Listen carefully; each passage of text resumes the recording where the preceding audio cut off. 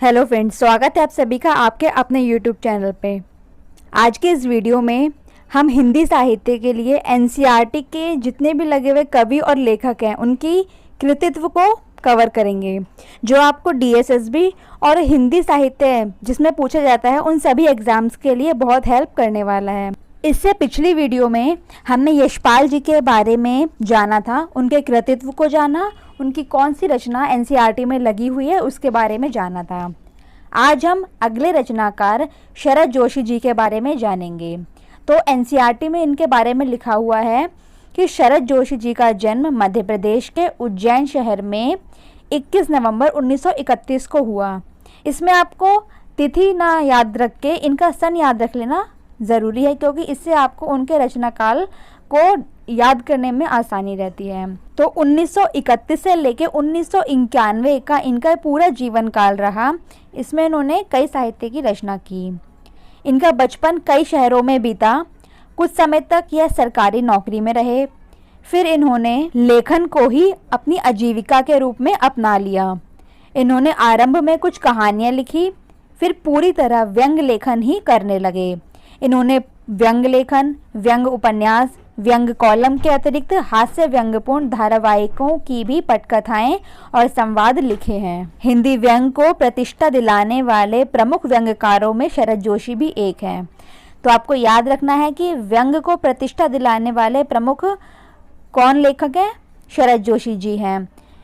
इसके बाद इनकी प्रमुख व्यंग कृतियाँ दी गई हैं, जिसमें पहली है परिक्रमा, किसी बहाने, जीप पर सवार झिल्लियाँ, तिलस्म, राह किनारे बैठ, दूसरी सतह, प्रतिदिन।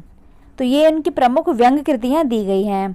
इसके बाद दो व्यंग नाटक भी दिए गए हैं, जिसमें पहला है अंधों का हाथी और एक था गधा। तो ये इनके दो नाटक दिए गए हैं, अंधों का हाथी और एक था गधा। तो हाथी और गधे जिसमें आए हैं शब्द, ये इनके नाटक हैं। इनके उपन्यास दिए गए हैं मैं केवल मैं, और दूसरा है उफ कलममुखी बीए। तो ये शरद जोशी जी की प्रमुख व्यंग कृतियाँ दी गई हैं, जिसमें परिक्रमा, किसी बहाने, जीप पर सवार झिल्लियाँ, तिलस्म, राह किनारे बैठ, दूसरी सतह। नाटक हैं अंधों का हाथी और एक था गधा। उपन्यास मैं केवल मैं और उफ कमलमुखी बीए। तो ये इनकी कृतियाँ सारी इम्पॉर्टेंट हैं। आगे बताया गया है कि शरद जोशी जी को भाषा अत्यंत सरल और सहज है। मुहावरों और हास परिहास का हल्का स्पर्श देकर इन्होंने अपनी रचनाओं को अधिक रोचक बनाया है। धर्म, अध्यात्म, राजनीति, सामाजिक जीवन, व्यक्तिगत आचरण, जो भी शरद जोशी की पैनी नज़र से है बच नहीं सका है। इन्होंने अपनी व्यंग रचनाओं में समाज में पाई जाने वाली सभी विसंगतियों का बेबाक चित्रण किया है। पाठक इस चित्रण को पढ़कर चकित भी होता है और बहुत कुछ सोचने के लिए विवश भी।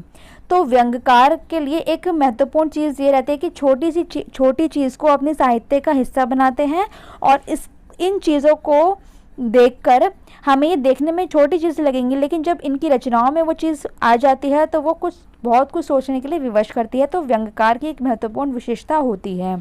यहाँ जो पाठ दिया गया है, प्रस्तुत पाठ तुम कब जाओगे अतिथि, तुम कब जाओगे अतिथि में शरद जोशी ने ऐसे व्यक्तियों की खबर ली है जो अपने किसी परिचित या रिश्तेदार के घर बिना किसी पूर्व सूचना दिए चले आते हैं और फिर जाने का नाम ही नहीं लेते, भले ही उनके टिके रहना मेज़बान पर कितना ही भारी क्यों ना पड़े।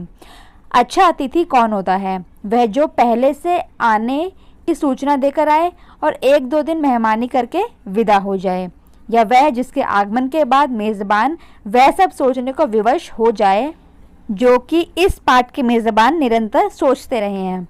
तो ये जो प्रस्तुत पाठ है तुम कब जाओगे अतिथि, ये शरद जोशी जी की रचना दी गई है। यहाँ पे बहुत ही अच्छी रचना है, आप इसको समय निकाल के ज़रूर पढ़िए। तो शरद जोशी जी के बारे में हमने उनके एक जीवन के बारे में संक्षिप्त परिचय जाना, इनकी महत्वपूर्ण कृतियाँ, क्योंकि इनका साहित्य बहुत बड़ा है, लेकिन इसमें से अगर हम इन महत्वपूर्ण कृतियों को भी याद कर लेते हैं तो हमारे लिए बहुत ही अच्छा होगा। पहला प्रश्न है, शरद जोशी जी का जन्म किस राज्य में हुआ था?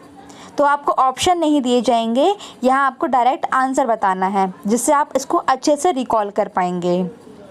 तो अभी तक मुझे आशा है कि आपने इसको रिकॉल कर लिया होगा। इसका सही आंसर है मध्य प्रदेश। तो मध्य प्रदेश के उज्जैन शहर में 21 मई 1931 को इनका जन्म हुआ था। अगला प्रश्न है, जीप पर सवार झिल्लियाँ और तिलस्म ये किसकी रचनाएं हैं? तो आप सभी गैस ही कर गए होंगे कि ये जीप पर सवार झिल्लियाँ और तिलस्म, रहा किनारे बैठ आदि शरद जोशी जी के प्रमुख व्यंग्य रचनाएं हैं। अगला प्रश्न है, अंधों का हाथी और एक का गधा नामक कृतियाँ किस विधा की रचनाएं हैं? तो मुझे आशा है कि आपने ये भी रिकॉल कर लिया होगा। इसका सही आंसर है नाटक। तो ये नाटक रचनाएं हैं। आज का आखिरी प्रश्न है कि तुम कब जाओगे अतिथि ये किसकी रचना है? तो मुझे पूरी आशा है कि ये भी आप अच्छे से जानते होंगे। ये रचना है शरद जोशी जी की। तो आपको इस रचना को पढ़ के ये भी याद आ गया होगा कि अजय देवगन की एक मूवी है अतिथि कब जाओगे, तो इस रचना को आपने उससे रिलेट ज़रूर कर लिया होगा। तो आज हमें शरद जोशी जी के संक्षिप्त जीवन परिचय को हमने जान लिया है, इनकी कृतियों के जाना। इससे पहले हम यशपाल जी को कंप्लीट कर चुके हैं, आप प्रीवियस वीडियो को देख सकते हैं। तो मिलते हैं नेक्स्ट वीडियो में एक नए लेखक के साथ। देखने के लिए बहुत बहुत धन्यवाद।